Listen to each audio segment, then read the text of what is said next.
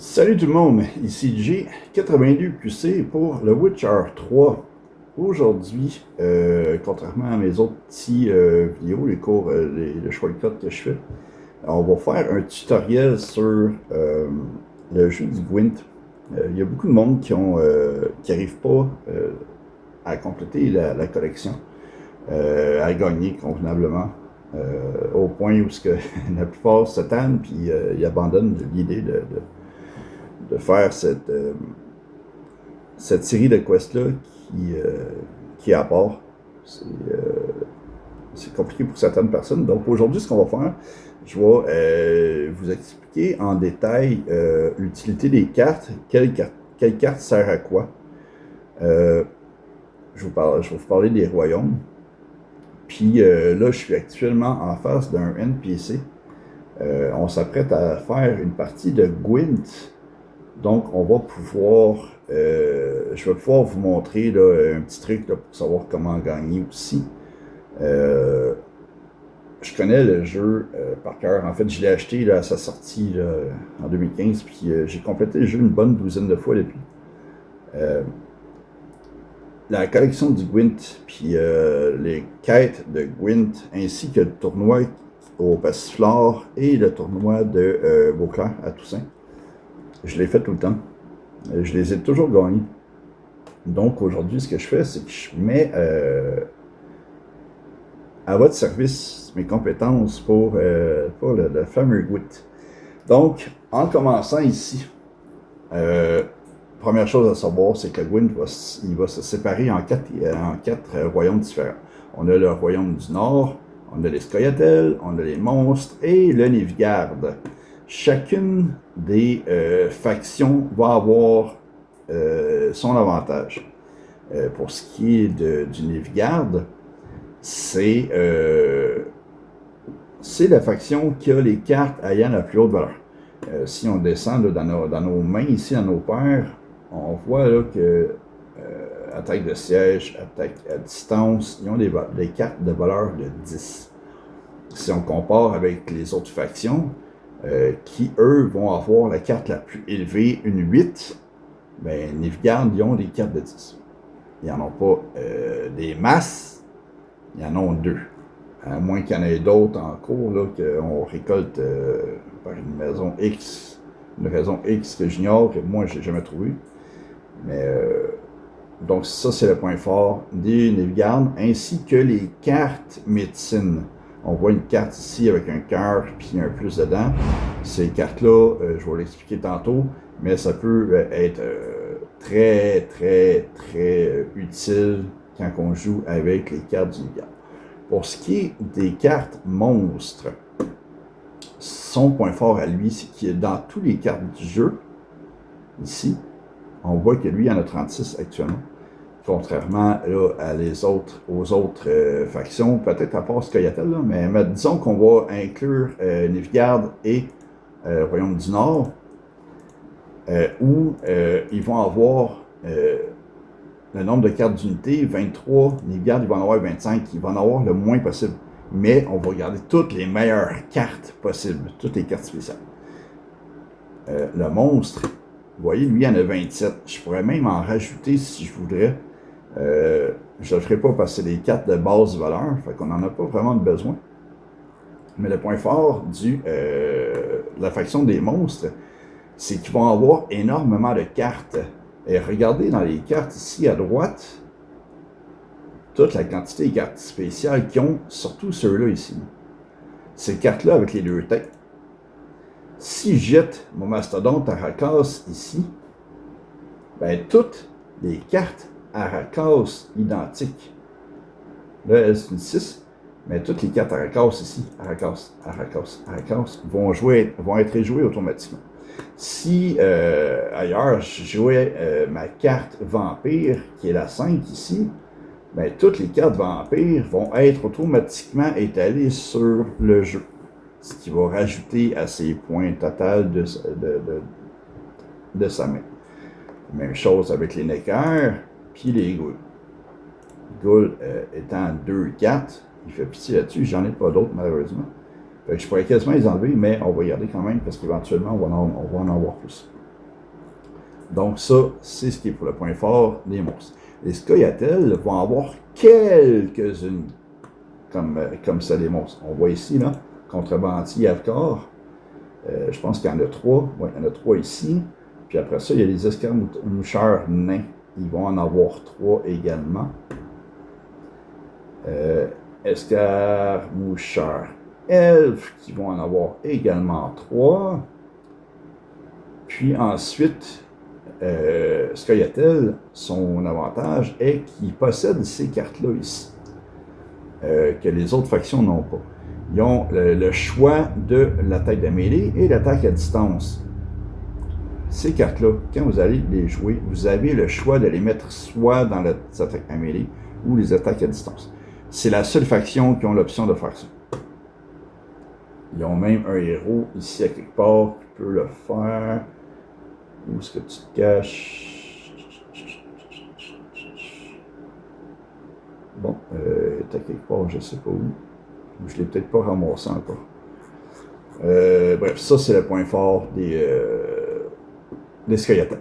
Encore, comme les monstres, le nombre d'attaques, le nombre de cartes d'unité, ils vont en avoir beaucoup parce qu'ils ont beaucoup de ces cartes-là ici là, pour rajouter contrebandier à corps, etc., etc. Ensuite, nous restons avec le Royaume du Nord qui est, selon moi, le meilleur des mondes. Moi, c'est toujours eux que je prends. Je perds très rarement avec ça. Je dirais, là, je perds peut-être une partie sur 20 avec cette faction-là. Elle n'a pas de carte aussi forte que les monstres, où on en jette une, puis il y en a 4 autres qui apparaissent, ou des hautes valeurs comme le Nilfgaard, ou même encore le choix d'emplacement que Scoia'tael, ils n'ont rien de ça. Mais ils vont avoir un jeu beaucoup plus balancé. Ils vont avoir quelques-unes des cartes spéciales des autres factions, juste pas aussi fortes en valeur. Mais ils ont beaucoup plus de cartes spéciales que les autres factions. Surtout les cartes multiplicatives, comme on voit ici sur la carte. On a aussi les archers, puis on en a encore sur les machines de siège. Donc, on commence avec la description des cartes. On a, en premier lieu, les cartes neutres. Cartes neutres étant les leurres, sonnerie de charge, terre brûlée, les cartes de froid mordant, brouillard et de pluie torrentielle, incluant les cartes de temps dégagé, les soleils. Les leurres, l'utilité de ça va être que si il y a une carte que vous avez sur votre main actuelle sur le jeu qui a été jouée, que vous voulez récupérer, que ce soit une carte que vous avez vous-même jouée ou d'une carte espion que votre adversaire vous a mise sur votre main, vous allez pouvoir utiliser la leurre et aller récupérer la carte pour pouvoir la rejouer.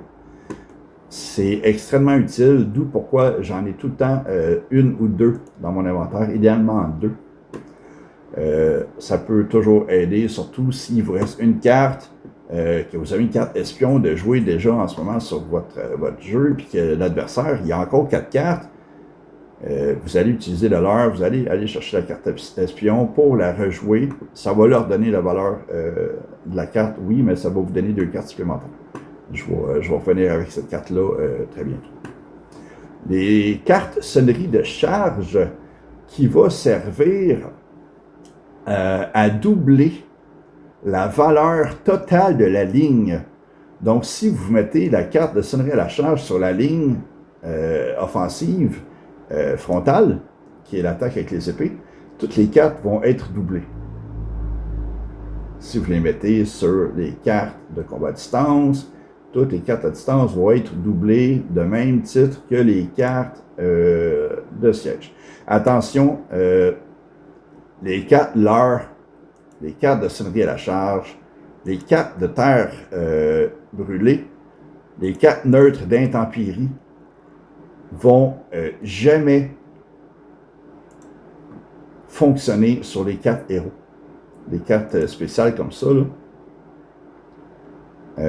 Jamais ces cartes-là vont être diminuées par une intempérie. Jamais la terre brûlée va détruire ces cartes-là, au même titre que vous n'allez jamais être capable d'utiliser un leurre pour la récupérer. Ça ne fonctionne pas.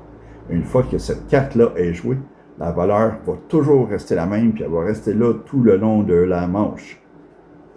Une fois que la manche termine, puis qu'il y a une nouvelle manche qui commence, ben cette carte-là, elle est jouée, on ne peut plus la revoir.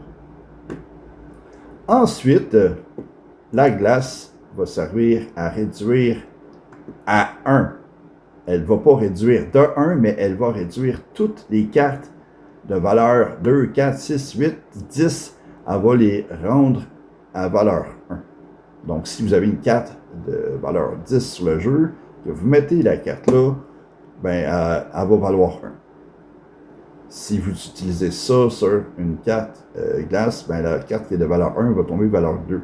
Mais elle n'aura plus jamais sa carte valeur initiale de 10, à moins qu'une personne utilise le soleil. Même chose avec la carte brouillard qui va s'attaquer aux cartes à distance et la pluie qui va s'attaquer aux cartes de machine de sèche. Mon retour sur le soleil, ça va canceller tous les effets d'intempéries actuels sur le jeu. Toujours bon d'en avoir quelques-unes.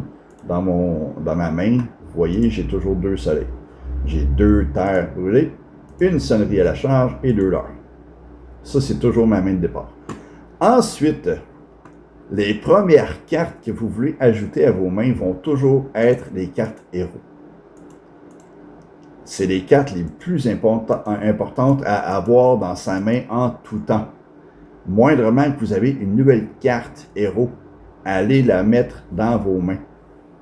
C'est les cartes les plus importantes, étant donné qu'ils ne perdent jamais leur valeur, ils ne peuvent pas être détruites, ils ne peuvent pas être diminuées ou augmentées. Donc ça, c'est les premières cartes qu'on va se mettre. Ensuite, on a les cartes neutres. Pas les cartes neutres, mais les cartes normales, basic. Valeur 6, 5, 5, 5, on en a de la 4, on en a de la 3, de la 2, la 1. Il y en a de toutes les valeurs allant de 1 à 8 pour chacun des mondes autres que Navigant qui, eux, comme je vous ai montré, qui avaient des cartes de 10. Ensuite, on a les cartes spéciales. Les cartes multiplicatives ici. Ça va multiplier par le nombre de cartes actuelles sur le jeu. Si on en met une, la carte va rester la 1. Si on en met 2, les cartes vont devenir 2 chaque, donc on passe à 4. Si on en met 3, on tombe à 3 chaque, ça fait 3, 6, 9 points. Puis si on en met 4, ben là, on tombe à 30 points chaque, on tombe à 16 points. C'est quand même pas pire. Mais, étant donné que c'est des cartes de valeur 1, les chances que vous ayez les 4 cartes en même temps dans votre main au début d'une partie, je suis à peu près sûr que vous avez autant de chances de gagner à la loterie. Fait qu'on ne les mettra pas. De toute façon, ça ne vaut pas la peine d'avoir 4 cartes comme ça même dans votre main pour un total de 8 points, 16 points, quand vous pouvez avoir une carte qui en vaut déjà 8 à la base, comme qu'on a ici. Parce que plus que vous aviez de cartes identiques comme ça ici dans les mains, moins que vous aviez de chances d'avoir des cartes héros. Donc cela, on ne s'en servira pas. Ensuite, les cartes. Là, je vous parle des cartes spéciaux. Là, c'est la même pour toutes les factions. Ils ont toutes la même utilité. Les cartes ayant le plus ici, on voit que lui, c'est une carte de siège. Si je la rajoute à côté d'une carte siège, étant donné que la carte actuelle est de 8 points, celle-là, elle va aller rajouter 1 point à la carte actuelle, qui, son total va devenir 9. Si on a 2 fois la carte-ci, elle est multiplicative, donc le 8 et 8 vont devenir 16 et 16. Donc, on tombe à 32 points. Sauf que si on rajoute ça ici, on passe de 9 et 9. Donc, 18 et 18. Ça fait 36 points de 32. Ça a son avantage, mais encore là, au début, très utile. Quand vous commencez l'histoire, puis que vous commencez votre collection de cartes, avoir son utilité, jusqu'à ce que votre collection soit relativement complète, vous n'allez pas la garder. Vous allez vous en débarrasser pour avoir des meilleures cartes en main. Ensuite, pour les royaumes du Nord, je crois que ça se limite. Ah non, il nous reste des cartes espions, les cartes avec un œil qu'on a ici. Cette carte-là, quand vous allez la jouer, là, vous voyez qu'elle a une valeur 1, j'ai une valeur 4, j'en ai une autre de valeur 5, puis j'en ai une héros de valeur 0. Elle, c'est la meilleure, on la veut, c'est un must. Mais tant que vous n'ayez pas cette carte-là, les autres vont avoir leur avantage.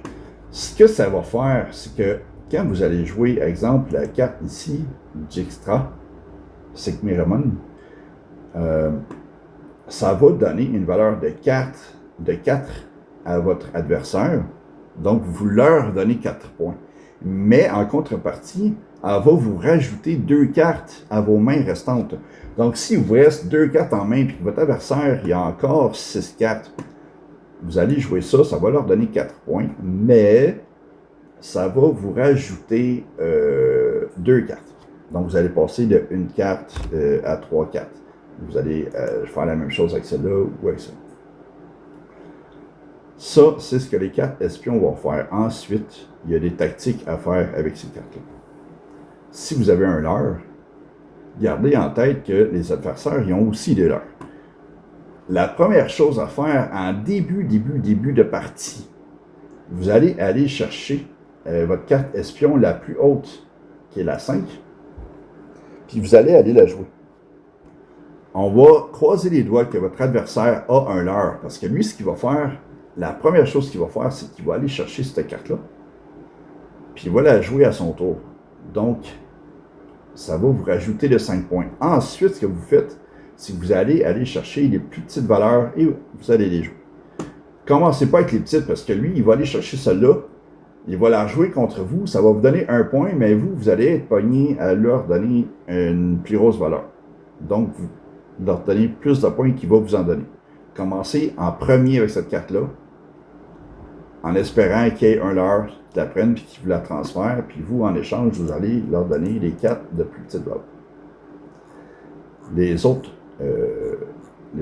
factions vont avoir exactement la même chose. Ils ont les mêmes cartes.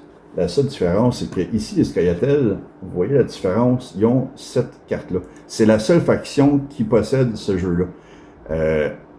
L'épée pour les combats rapprochés et l'arc pour les combats éloignés. Ce que cette carte-là va faire, c'est à partir du moment où vous allez la jouer, vous allez choisir où vous voulez la mettre entre les combats rapprochés ou les combats à distance. C'est les seuls qui peut avoir cette option-là. Les autres ne l'ont pas.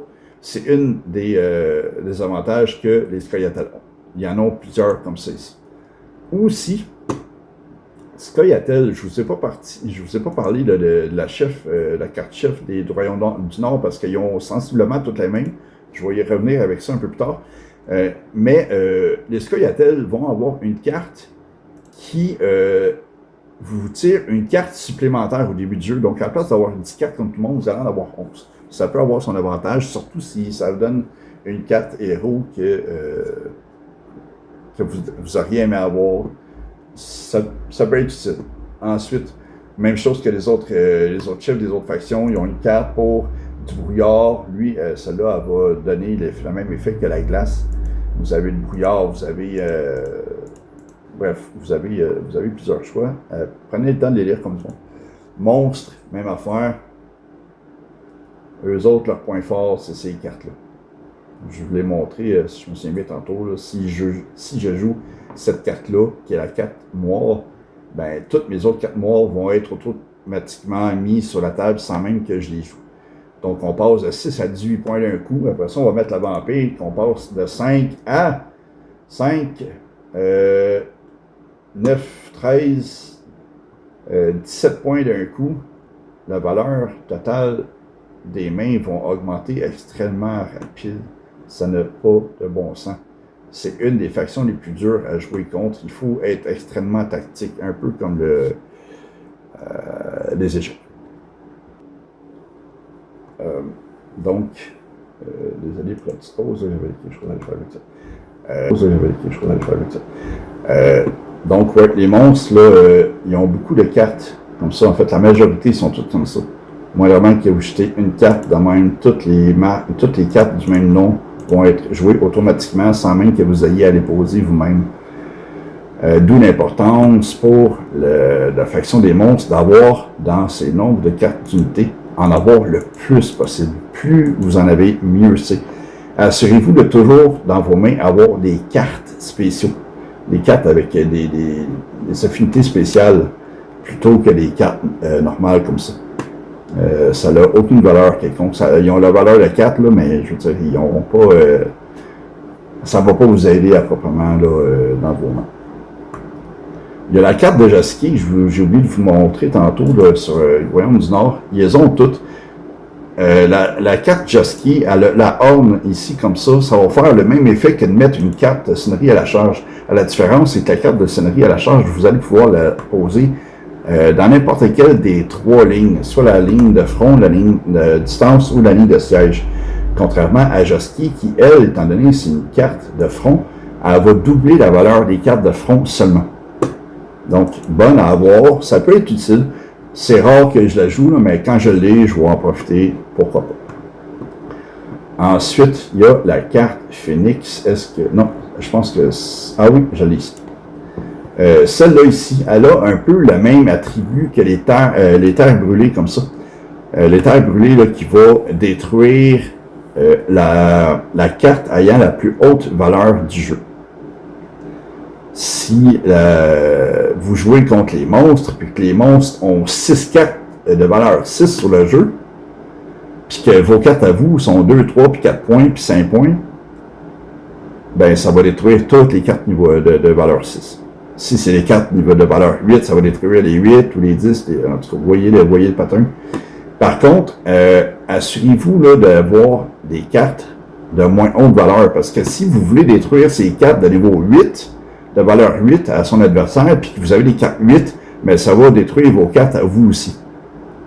À faire attention. Dans les nouveaux joueurs de Gwent, ils vont souvent faire la même erreur. Ils vont vouloir jouer cette carte-là parce que les monstres, ils ont 6, 7, 8 cartes de valeur 6. Et ils disent, on va détruire ces cartes. Donc, lui, il jette ça. Mais il a oublié de regarder ses mains à lui. Puis dans ses mains, il y a une carte de valeur 8 ou une carte de valeur 10. Ça va détruire ta carte. Puis lui, ben, il va tout garder ses cartes. Fait qu'assurez-vous d'avoir des cartes qui sont moins élevées que l'adversaire ou d'avoir une carte de valeur 6, contrairement à lui qui en a 8. Vous allez perdre vos 6 points, mais lui, il va en perdre 48. Fait que là, ça va être avantageux. Mais assurez-vous, par exemple, que si vous voulez détruire les cartes avec la terre brûlée, de ne pas en avoir une qui est plus élevée que la valeur de ce que vous voulez détruire. Pour ce qui est de la carte Phoenix, c'est le même principe. La seule différence, c'est que la carte Phoenix va détruire seulement les cartes ennemies de votre adversaire se retrouvant sur la ligne frontale. Donc, combat rapproché. Par contre, si la personne a une carte de valeur 5 et une autre de valeur 9, votre carte Phoenix, ça ne va absolument rien faire. Elle va être efficace à partir du moment où la valeur totale de la ligne adverse est de 10 points ou plus. S'il y a 2 cartes de niveau 5, ça va détruire les 2 cartes de niveau 5. Donc, il perd ses 10 points de tenue. Par contre, même chose que toutes les autres cartes, si votre adversaire, il y a 3 cartes, ben, il y a les 2 cartes de valeur 15 ici, puis il y en a 3 ici de valeur 10, puis vous mettez votre Phoenix, ben, c'est le même principe, les cartes ne vont pas être touchées, parce qu'il n'y a rien qui la touche. Quand même bon à avoir. Les gardes, même chose, il y a moins de cartes spéciales, mais leurs cartes, la majorité de leurs cartes, ils ont beaucoup de points. Regardez ça. 10 points, 10 points, 9, 7. Leurs cartes au niveau garde sont beaucoup plus fortes. Mais, il y en a moins. J'ai le jeune émissaire ici qu'on a 2 fois, qui vont être doublés. Ça devient 10 et 10. Très bon, ça vous fait 9 points. 10 points 20 points, on se voit. 20 points. Vous savez, les gardes de la brigade impériale, celle-là est intéressante parce que oui, elle a seulement 3 points, mais vous en avez 4. Les chances que vous ayez 4 sont rares, sauf que si vous avez toutes vos cartes espions, puis vous en mettez, puis vous en mettez, puis vous en mettez, il y a beaucoup plus de chances d'avoir les cartes complètes. Comme je vous ai expliqué, la carte va se multiplier par le nombre de cartes présentes sur le jeu. Si vous avez 2 cartes, mais le 3 devient 6. On passe de 3 à 12 points. Si vous en avez 3, si vous en avez 4, c'est la même affaire. Elle va se multiplier par le nombre de cartes que vous avez sur la table. Ensuite, vous avez les 4 médecins, qui est le cœur avec la croix. Moi qui joue tout le temps avec Royaume du Nord, on en a 2. On a Yennefer, qui en a une. Puis on a la carte de siège, qui en a une, elle ici. Là. Ça, ce que ça va faire, c'est que dans la manche, si vous jetez votre carte de valeur 10, celle-là ici, que votre adversaire jette la terre brûlée, puis que ça détruit votre carte, vous allez aller chercher votre carte médecin, que vous allez jeter sur le jeu, puis vous allez pouvoir aller rechercher la carte que vous avez perdue. Si la manche termine, puis vous avez joué plusieurs cartes, vous allez être capable de jouer la carte médecin, puis aller rechercher une des cartes que vous aviez jouées dans la partie, dans la manche précédente. Excellente. Si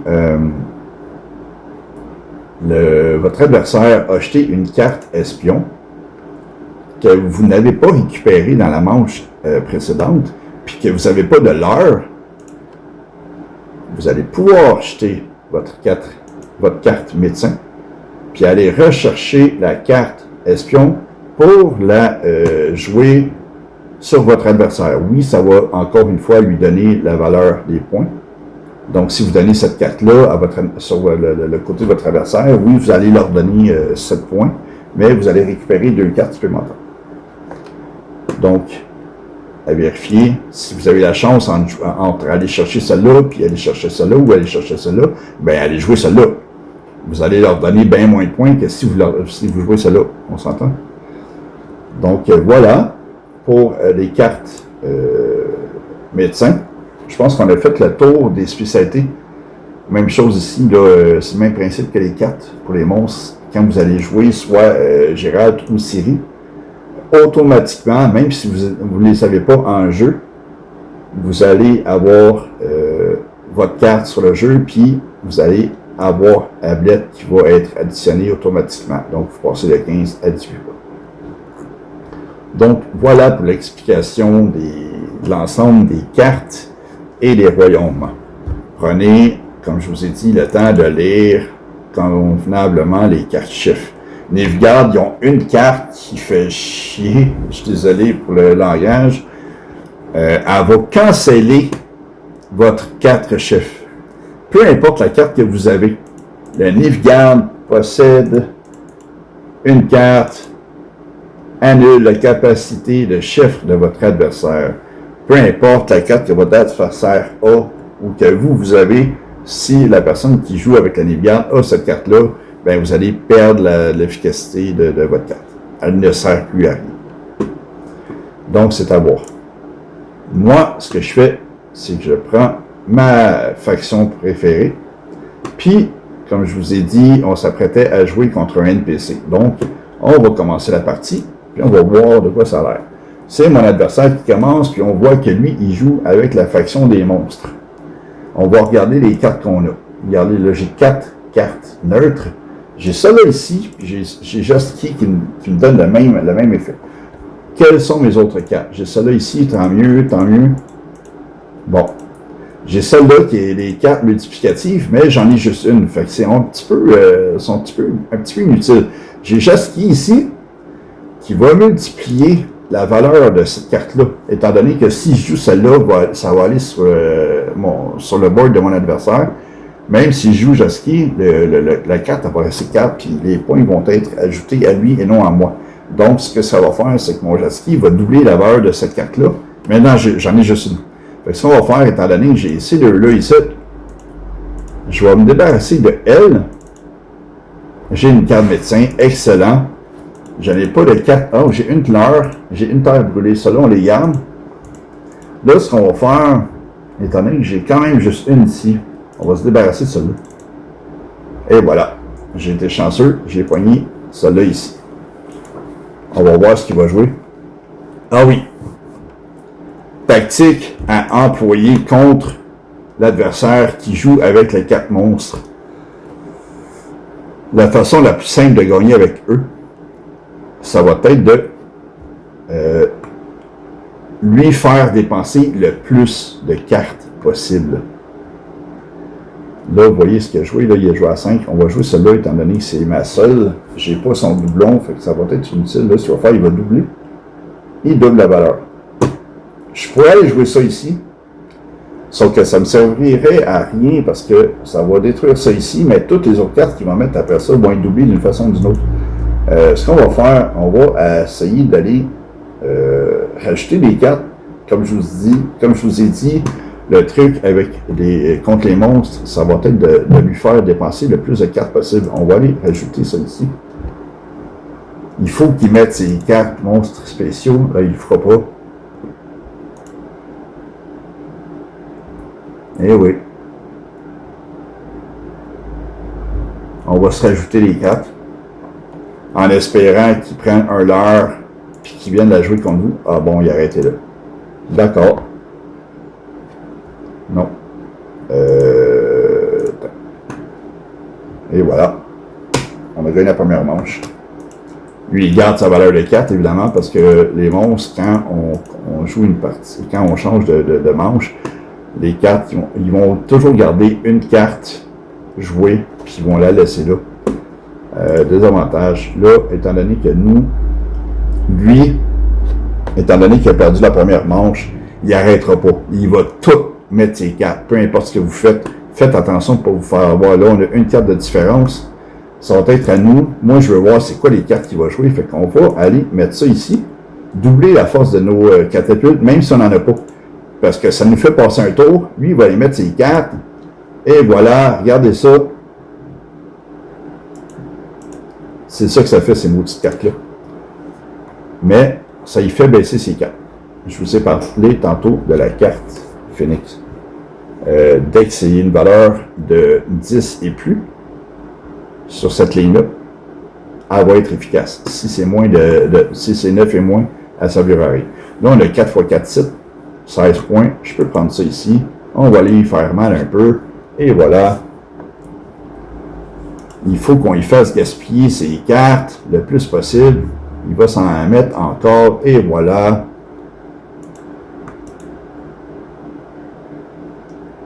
On va aller rechercher celle-là.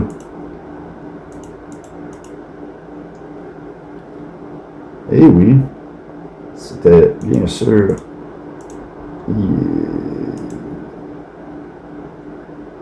Ouais, tu peux le faire, mon ami, moi ça me dérange absolument pas. Il reste 3 cartes, il m'en reste 7. Faites attention. Il faut jouer intelligemment, regarder la quantité de points qu'il y a, même s'il y a 2 cartes, puis que moi j'en ai plein ici, j'arriverai jamais à aller chercher 54 points. Donc ce que je fais, c'est que je continue à aller y faire gaspiller des points, puis des cartes. Il faut qu'il en reste le moins possible. Est-ce que ça gaspille ça ici? Non. Bon. Regardez la valeur de ces cartes. 78, je suis à 21. On sait qu'on ne se rendra pas là. OK? Vous faites attention, là, vous pouvez utiliser un leurre puis aller rechercher cette carte-là pour rajouter à votre prochaine manche parce qu'il va nous rester une manche. Ou prendre la chance de la garder d'un coup que lui, sa dernière carte soit une carte espion. Il va pouvoir s'en servir puis après ça, ça va vous mettre dans la merde. Fait que nous, on va prendre le risque de passer cette manche-là. Il va gagner la manche, il a 6 points, mais, regardez sa prochaine carte, il a passé ça, ça veut dire que sa carte n'est pas bonne. Fait que moi, je peux mettre ça, je vais aller chercher ma carte médecin, que je vais aller mettre pour aller rechercher mon autre carte que je viens de jouer. Celle-là ici, qui va aller se multiplier à l'autre. Et voilà. Et aller jouer celle-là. Si j'ai mon autre carte médecin de niveau 5 qu'on a vu tantôt de siège, étant donné que c'est pas une carte héros, moi je peux pas aller chercher cette carte-là, ça me laissera pas. Mais si j'ai joué ma carte médecin de valeur 5, qui est une carte de siège, je peux aller chercher mon leurre, reprendre ma carte pour la rejouer, puis aller rejouer une autre carte par-dessus, ça va vous racheter les points. Mais quoi qu'il en soit, voilà la partie, on a gagné. C'est ce qu'on a à faire. Donc la tactique pour jouer contre les monstres, c'est de lui faire gaspiller le plus de cartes possible.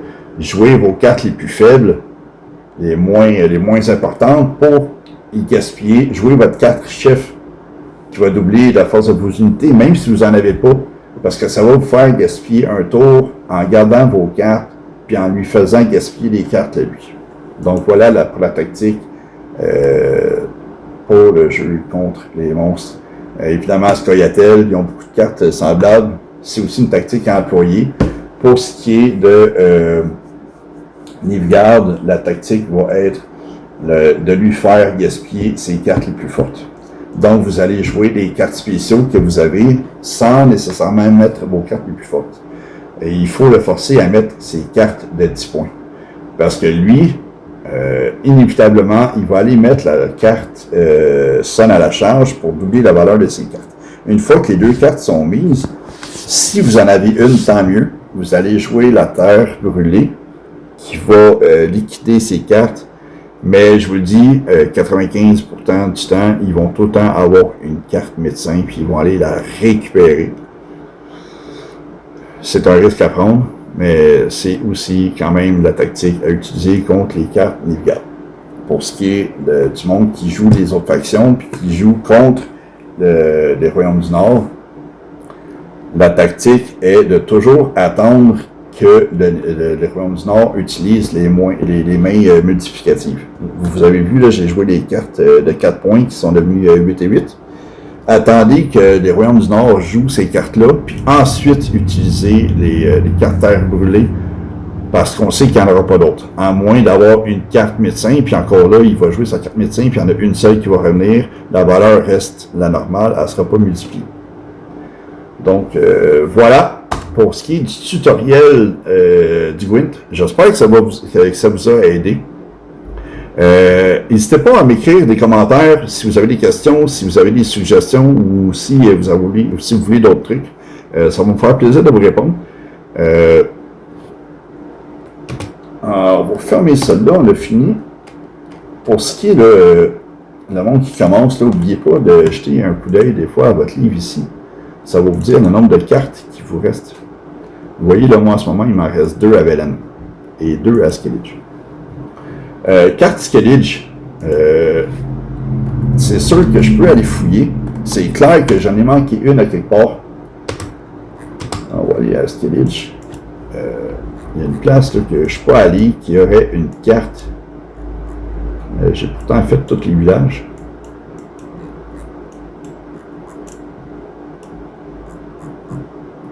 Il va falloir que je refasse le tour des îles. De toute façon, il me reste beaucoup de points à aller vérifier et à aller fouiller. Mais il va falloir que je refasse le tour des îles parce qu'il manque 2 cartes à quelque part. Velen, ça va être normal qu'il m'en manque parce que pour le monde qui sont habitués, on a une partie de cartes à jouer un peu plus tard dans Heart of Stone quand on arrive dans l'extension avec Odgerd.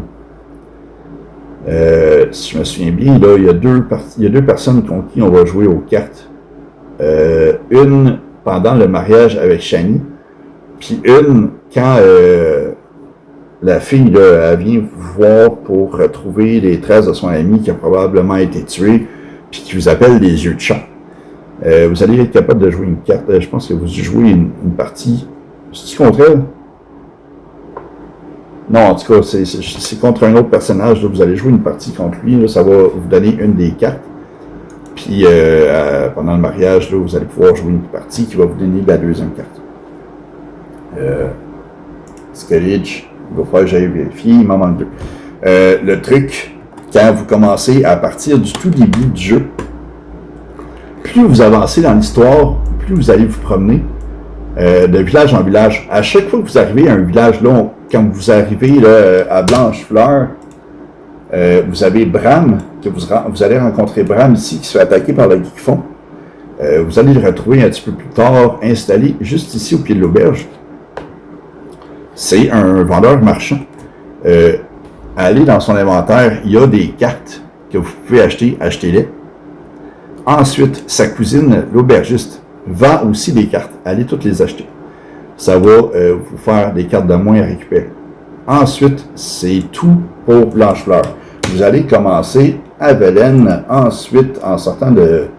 Ben non, même pas en fait. En partant de Blanchefleur, vous allez arriver à Vizima pour la rencontre avec l'empereur et Yennefer. Après votre entrevue avec Yennefer, vous allez être appelé à vous rendre à Velen. Mais avant de vous rendre à Velen, quand vous allez arriver ici, il y a le majordome qui est positionné de là, qui va vous remettre votre équipement. Vous allez aller ici, puis rendu là, là, vous allez rencontrer votre premier adversaire de Gwent. Jouez contre lui parce que ce personnage va être le premier à vous rendre une carte héros en gagnant contre lui, évidemment. C'est important de le gagner. Une fois que ça c'est fini à Vizima, là vous allez être appelé à arriver à Velen. Vous allez apparaître au pied de l'arbre du pendu ici. Drette là. Vous allez être appelé à vous rendre à la croisée des chemins qui est ici, à parler à un certain aubergiste qui va vous parler d'une personne que vous recherchez, qui se trouve à être ici. Cependant, en partant de là, chaque fois que vous arrivez à un village, vous allez passer de village en village, allez voir le marchand. Il y a toujours un marchand et un forgeron ou un armurier ou les deux. Allez toujours voir le marchand, voir s'il y a des cartes en vente. Sinon, 80% du temps, les marchands vont avoir l'option de jouer une partie de Gwent contre lui. Forgeron. Tous les forgerons et armuriers ont l'option de jouer une partie de Gwent. Tout à fait. Donc, vous allez avoir une carte à chaque fois que vous allez les rencontrer. Les marchands, deux fois sur trois, ils ont l'option de jouer une partie de Gwent. Donc, au fur et à mesure que vous avancez dans l'histoire, puis que vous arrivez à un nouveau village, faites toujours ça en premier. Vendeur, est-ce qu'il vend des cartes? Oui, achetez-le. Non, regardez s'il y a l'option de jouer une partie de Gwent. Ensuite, vous allez voir le forgeron et l'armurier. Puis, le même fait, vous allez pouvoir profiter de l'instant pour réparer votre équipement. Puis augmenter la collection de vos cartes. On va reparler dans une autre vidéo à propos des armuriers puis forgerons d'ailleurs, mais pour l'instant, là, on parle de Gwent. Continuez à faire ça. Ça va être la même chose quand vous allez arriver à Skellige. Vous allez passer de village en village. Assurez-vous de jouer contre les marchands, contre les forgerons, contre les armuriers. Outre les villages comme ça, vous allez avoir vos suivis de quêtes partie Gwent qui vont vous demander de jouer contre des personnages précis. Vous avez Krak ici, que vous allez devoir jouer une partie de Gwent contre lui. Il y a le mort, je pense qu'il y en a une aussi, si je me souviens bien. Il y a l'espèce de barbier qui est juste ici, ou ici. Je pense que c'est celle-là ici. C'est un barbier. Vous allez avoir une partie de Gwent à faire avec lui un peu plus tard dans l'histoire de Skellige, vers la fin, je dirais. Vous en avez aussi une contre le druide grincheux, l'alchimiste. Il y a une carte à gagner contre lui, une carte héros, important à faire. Il y a Sakasuri, juste ici, qui a une carte à vous donner en faisant une quête. Vous avez aussi un druide qui vous demande là, de faire le saut dans un des druides. Une quête un petit peu humoristique, et quand même assez drôle. Il va vous récompenser avec une carte de Gwent. qui va se rajouter à votre collection de gouttes. Ensuite, il y a du monde, si vous n'êtes pas rendu là, ça va vous spoil une petite partie du jeu. Libre à vous si vous voulez l'écouter ou non. Si vous ne voulez pas l'écouter, skippez ça. Mais pour les autres qui ont déjà passé ce bout-là, il y a un bout où vous savez où se trouve Jasquier. C'est l'heure de l'embuscade pour le sauver. Vous allez être accompagné de Zoltan. Zoltan qui est aussi un personnage qui va vous remettre 3 cartes, plus la quête où vous allez jouer contre lui pour une colle de points. Anyway, fait que pendant, juste un peu avant l'embuscade, vous allez être rejoint par Priscilla, qui vous propose une partie de Gwent. Jouez là. Sauvegardez avant, par exemple, parce qu'elle peut quand même être forte comme joueur. Une fois, elle m'a battu 1 ou 2 fois. Sauvegardez, puis acceptez de jouer au Gwent contre elle, parce qu'elle va aussi vous remettre une carte. Donc, voilà pour l'ensemble du Gwent. On a fait le tour. On a la carte ici, les cartes Blanchefleur, on a celle-là, on a Skellige. Kermoren, plus tard dans le jeu, vous allez pouvoir jouer contre Lambert qui lui aussi va vous remettre une carte. Assurez-vous d'arriver là, pendant la beuverie pour relever la malédiction. Il va vous remettre une carte aussi. Ensuite, à Toussaint, quand vous allez arriver, c'est au pont, c'est ici ou c'est celle-là? L'auberge ici, il y a le board. Quand vous allez arriver là, ils vont vous remettre une quête d'un autre tournoi, comme le Passiflore pour le Gwent, à la nuance que, comme je vous ai dit, il va y avoir la faction qui va se rajouter, la faction Skellige. À partir de ce moment-là, vous allez avoir 32 cartes à trouver dans l'ensemble de la carte. Je vous le dis tout de suite, la majorité des cartes à trouver se trouvent dans la ville. Vous allez en avoir quelques-unes ici, des forgerons, des vendeurs et des armuriers qui vont posséder des cartes, mais 80% des cartes vont se trouver dans la ville. C'est toutes les arboristes, les alchimistes, les vendeurs, forgerons, armuriers, ils possèdent toutes des cartes. Donc, voilà pour le Gwent. J'espère que ça vous a été utile. Si vous avez des questions, écrivez-moi en commentaire. Je vais vous répondre. N'oubliez pas de vous abonner et de suivre pour ne pas manquer les prochains tutoriels, les prochains conseils, les prochains trucs. Donc, j'espère vous revoir bientôt. Prochaine vidéo, on parle de comment faire de l'argent rapidement et facilement dans Witcher. Donc, à